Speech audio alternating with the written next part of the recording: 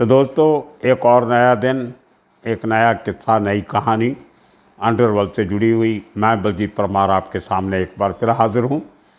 आज मैं आपको वो किस्सा सुनाऊंगा जो आपने कहीं नहीं सुना होगा, कभी नहीं सुना होगा। ये बात 1977 की है। वो ज़माना था जब बड़ा राजन और छोटा राजन नए नए दादा लोग बने थे। अपने इलाके में तिलक नगर में, चैम्बूर के एरिया में सहकार नगर, एक वहाँ पे सोसाइटी, एक लोकेलिटी थी, उसमें एक सहकार सिनेमा था। वहाँ पे ये दोनों अपने गैंग के साथ जो फिल्म की शोज़ की टिकट्स होती थी उनकी ब्लैक किया करते थे। ये बात आप सबको मालूम है। इसी तरह मुंबई के अलग-अलग इलाकों में तकरीबन हर सिनेमे पर, सिनेमा हाउस पर टिकटों की ब्लैक होती थी। फिल्में कम बना करती थी, थिएटर कम थे, पॉपुलेशन ज़्यादा थी, फिल्म देखने की मारामारी होती थी, ख़ास तौर पे पहले एक दो दिन। और उसमें जो मालिक होते थे सिनेमा घरों के, वो लोकल दादा लोगों के साथ मिल के उनको बल्क में टिकट्स दे दिया करते थे। अंदर खाते मिली भगत थी और वो अंदर से ली हुई टिकटें वो गलीबल पब्लिक जो बेचारे दूर दूर से पिक्चर देखने आते थे, वो दुगने तिगने भाव पे वो टिकट खरीद के फिल्म देखते थे। और कुछ लोग कहेंगे कि लोग जो थे वो क्यों ब्लैक में टिकट खरीदते थे। आप देखिए कि एक हर इलाके में जो फिल्म किसी ने देखनी होती है वो उस इलाके में तो लगी नहीं होती। वो पार्टिकुलर फिल्म जो नई रिलीज़ हुई है वो हर सिनेमा में नहीं लगती थी। वो किसी इलाके में और फिल्म है, किसी इलाके में और फिल्म लगी हुई है। एक लिमिटेड थिएटर्स में फिल्म रिलीज़ होती थी। और मुंबई में एक जगह से दूसरी जगह पे जाना, अगर आपको बस पे भी जाना है या टैक्सी में जाना है तो आपको पैसे के साथ साथ काफ़ी समय भी लगाना पड़ता है। हर आदमी का ड्यूटी का हिसाब किताब होता है, नौकरी का उसका पंगा होता है, हॉलीडे का ख्याल रखना होता है। अगर फैमिली के साथ जाना है तो बच्चों को छुट्टी देखनी पड़ती है। तो एक आदमी जो अपना पूरा परिवार लेके या तीन चार दोस्त एक इलाके से टैक्सी में बैठ के दूसरी जगह पे आएंगे फिल्म देखने, तो काफ़ी पैसा तो वो ऑलरेडी खर्च कर चुके होते हैं। तो ऐन मौके पर जब उनको टिकट नहीं मिलती तो वो बेचारे मजबूरी बस अपना ज़्यादा पैसा खर्च करके अपने टाइम की कीमत रखते हुए वो पैसा दे के फिल्म देखने को मजबूर हो जाते हैं। तो उस मजबूरी का फ़ायदा ये ब्लैक वाले उठाते थे और अपने अपने एरियाज़ में उसी पैसे की वजह पे, जोर पे ये अपनी दादागिरी भी करते थे। तो सहकार सिनेमा जो था वो चैम्बूर के पूरे इलाके में इस बात के लिए मशहूर था। और इस बात के लिए भी मशहूर था कि वहाँ के लोकल दादों के साथ आप लड़ नहीं सकते, लड़ाई नहीं कर सकते। उनकी बहुत बड़ी संख्या में बदमाश वहाँ पे होते थे। अकेला आदमी उनसे टिकट के पैसों के लिए लड़ाई करना जोखिम से कम नहीं समझता था। तो उन्हीं दिनों में वीएस चौबाल पुलिस कमिश्नर हुआ करते थे। उनके पास काफ़ी कंप्लेंट्स गई कि मुंबई के डिफरेंट सिनेमाज में बड़े बड़े ऐसे गैंग जो हैं वो काम कर रहे हैं जो टिकटों की ब्लैक करते हैं। तो उन्होंने एक मीटिंग बुला के सब सीनियर इंस्पेक्टर, तो उस मामले में कोई 30-32 पुलिस स्टेशन हुआ करते थे पूरे सिटी में, ज़्यादा नहीं थे। आज तो 100 से भी ज़्यादा हो गए। तो उन पुलिस स्टेशन के ऑफिसर्स को बोल दिया कि ये ब्लैक जो है सिनेमा हॉल पे बंद होनी चाहिए और सख्त से सख्त एक्शन लिया जाए। तो उसी तरह जो तिलक नगर पुलिस स्टेशन था, जो जिसकी हद में, ज्यूरिसडिक्शन में सहकार सिनेमा आता था, वहाँ का जो एक गुंडा स्टाफ हुआ करता था जो गुंडों को डील करने के लिए बनाया गया था। एक इंस्पेक्टर था होता था जो गुंडा ऑफिसर कहा करते थे, जिसको, जो गुंडा ब्रांच का इंचार्ज होता था। तो वो सब लोगों को स्ट्रिक्ट इंस्ट्रक्शन दिए गए और उन्होंने सिविल में जाके दूसरे रास्तों से आके, जहाँ को उनको देखे नहीं, तो 4-5 पुलिस वाले सिविल में आते थे, ब्लैक करने वालों को कॉलर पकड़ के ले जाते थे। तो ये धर पकड़ का सिलसिला सहकार नगर में भी चालू हुआ और उनका जो बिज़नेस था ब्लैकियों का, वो काफ़ी नुकसान में जाने लगा। उनको फाइनेंशियली मार पड़ने लगी। तो इन लोगों ने एक मीटिंग ली। एक बहुत सोची समझी साजिश के नीचे एक बहुत अजीब किस्म का फ़ैसला लिया गया कि अब जब पुलिस वाले आएँ तो हम डरेंगे नहीं, हम उनका मुकाबला करेंगे और उनको मारेंगे। पिछले 1 महीने में, 2 महीने में हमारे इतने लोगों को इन्होंने पकड़ा और पुलिस स्टेशन में ले जाके बहुत बुरी तरह मारा जाता था। वो उन्होंने अपना वो रिएक्शन देते हुए जो फैसला किया कि नेक्स्ट टाइम जब पुलिस वाले आएंगे तो उनको बुरी तरह उनकी पिटाई की जाएगी, ताकि आगे से कोई पुलिस वाला आके हमारी ब्लैक के धंधे को रोकने की हिम्मत नहीं करे। और वही हुआ जो ये बदमाशों ने सोचा था, जिनमें बड़ा राजन, छोटा राजन ये लीडर थे। तभी छोटा राजन को इतना लोग नहीं जानते थे जितने बड़ा राजन को जानते थे, बाकी इनके गैंग के मेंबर। और उसी दिन एक दिन कोई नई फिल्म रिलीज़ हुई थी, रश का टाइम, बहुत भीड़ भाड़ वहाँ पे इकट्ठी हुई थी थिएटर पे। तो जो तिलक नगर पुलिस स्टेशन था वहाँ से इंस्पेक्टर सरमालकर, इंस्पेक्टर चौहान और एक इंस्पेक्टर संकत, ये आपको बता दूं कि इंस्पेक्टर संकत वही हैं जिनका मैंने थोड़े वीडियो पहले चार्ल्स शोभराज वाले एपिसोड में जिक्र किया था कि कैसे जब वो वीटी स्टेशन पे रेलवे पुलिस में इंस्पेक्टर थे तो इन्होंने चार्ल्स शोभराज के साथियों को पकड़ा था और उनकी तहकीकात से उनको मालूम पड़ा था कि चार्ल्स शोभराज गोवा में छिपा हुआ है। तो वहाँ पे जब जाने लगे थे तो अचानक उनके साथ तब तत्कालीन डीजीपी एसएस जोग साहब ने मधु झंडे को भी साथ में भेज दिया था कि उसने पहले एक बार चार्ल्स शोभराज को पकड़ा था। खैर, तो गोवा में जाके संकत was the inspector who actually arrested Charles Sobhraj, ये बात मैं आपको बचा चुका। तो वही संकत साहब उस समय तिलक नगर पुलिस स्टेशन में थे। ये इंस्पेक्टर सरमालकर उनके सीनियर थे और जो संकत था वो फिज़िकली बहुत स्ट्रॉन्ग था, वो चैम्पियन बॉक्सर था, वेट लिफ्टर था, वह फिज़िकली बहुत ताकतवर था। तो ऐसे जोखिम वाले कामों में जब कभी लोकल पुलिस स्टेशन की टीम जाती थी तो संकत को ज़रूर भेजा जाता था।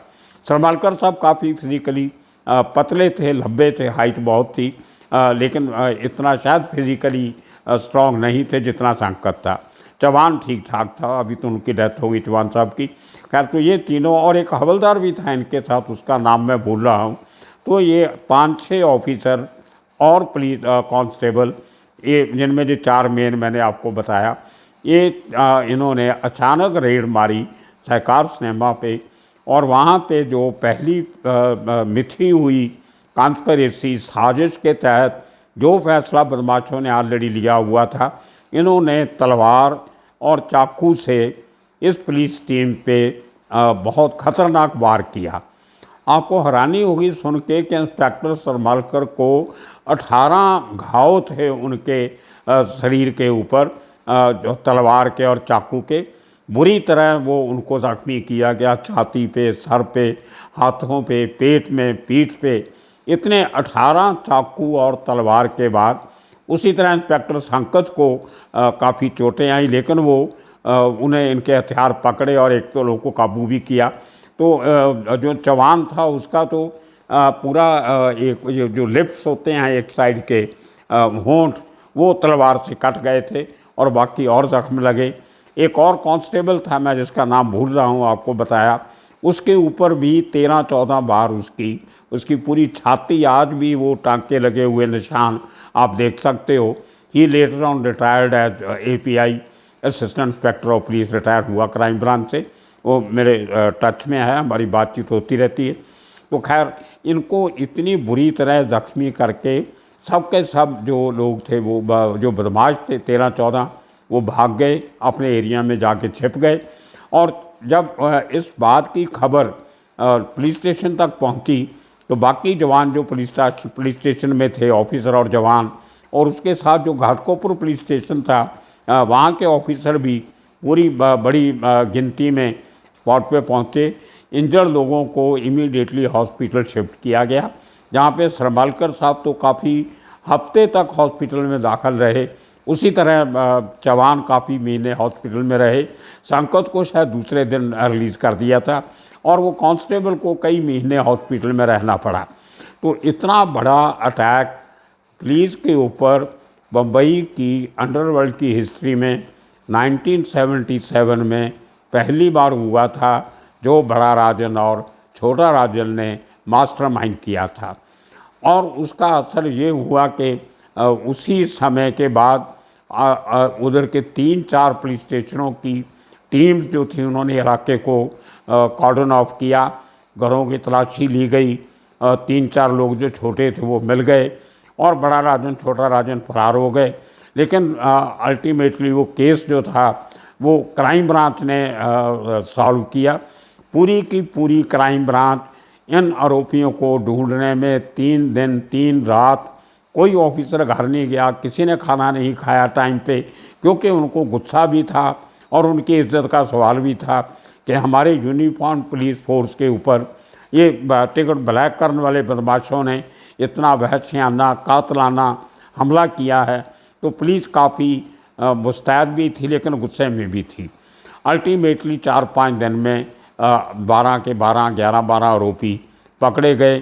क्राइम ब्रांच की टीम ने पकड़ा। क्राफर्ड मार्केट में क्राइम ब्रांच के ऑफिस में सबको लेके जाया गया और क्राइम ब्रांच के लॉकअप में जो इन लोगों की धुलाई हुई उस टाइम पे वो देखने वाली थी। मैंने बहुत से ऑफिसर से बात की जिन्होंने इस पूरे ग्रुप को पकड़ा था।